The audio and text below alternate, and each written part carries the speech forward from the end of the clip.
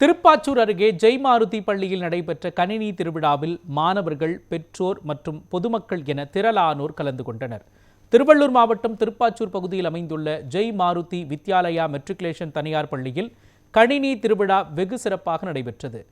பள்ளியின் தாளாளர் லதா குத்துவிளக்கேற்றி நிகழ்ச்சியை தொடங்கி வைத்தார். இதில் எல்கேஜி முதல் 9ஆம் வகுப்பு வரை உள்ள மாணவ மாணவிகள் அனைவரும் ஆர்வமுடன் கலந்து கொண்டு தங்களின் கணினி சார்ந்த படைப்புகளை காட்சிப்படுத்தினர்.